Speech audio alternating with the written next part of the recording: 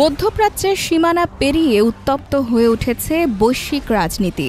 ইসরায়েলের সাম্প্রতিক হামলা এক ভয়াবহ পালাবদলের সূচনা করেছে, যার পরিণতি পৌঁছাতে পারে পরমাণু সংঘাতের দ্বারপ্রান্তে।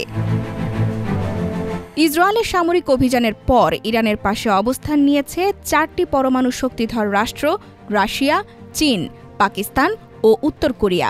এছাড়া ল্যাটিন আমেরিকার প্রভাবশালী দেশ ভেনেজুয়েলাও প্রকাশ্যে ইরানের সমর্থনে এগিয়ে এসেছে।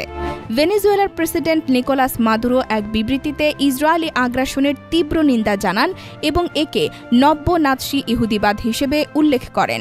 তিনি ইসরায়েলি প্রধানমন্ত্রী নেতানিয়াহুকে শান্তিপ্রিয় ইরানি জনগণের বিরুদ্ধে অবস্থান নেওয়ার জন্য দায়ী করে তার শাস্তির দাবি তোলেন। অন্যদিকে আঞ্চলিকভাবে গুরুত্বপূর্ণ মুসলিম দেশ জর্ডান কখনো পরোক্ষ, কখনো সরাসরি ইসরায়েলকে সহায়তা করে যাচ্ছে বলে অভিযোগ উঠেছে।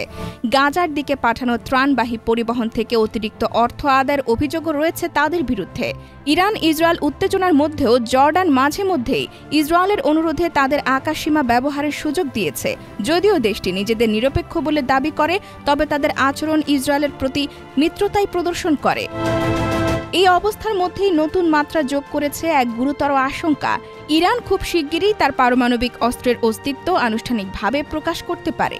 বহুদিন ধরেই ইসরায়েলের প্রতিরক্ষা স্তম্ভ হিসেবে পরিচিত ছিল আয়রন ডোম প্রযুক্তি, কিন্তু সর্বশেষ ইরানি হামলায় এই প্রতিরক্ষা ব্যবস্থাও ভেঙে পড়েছে।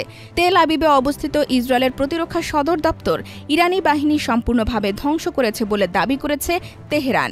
সামাজিক যোগাযোগ মাধ্যমে ছড়িয়ে পড়া বিভিন্ন ইরানপন্থী অ্যাকাউন্ট থেকে বলা হয়েছে, ইরান আগামী কয়েক ঘন্টার মধ্যেই পারমাণবিক অস্ত্রের পরীক্ষামূলক ব্যবহার শুরু করতে পারে।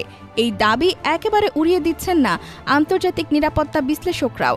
এছাড়াও যদি কোনো দেশ ইরানের হামলা প্রতিহত করতে ইসরায়েলকে সহায়তা করে, তবে সেই দেশের পারস্য উপসাগরীয় ঘাঁটি সহ আঞ্চলিক সব সামরিক স্থাপনা, জাহাজ ও নৌবাহিনীর ওপর আঘাত হানা হবে বলে হুঁশিয়ারি দিয়েছেন।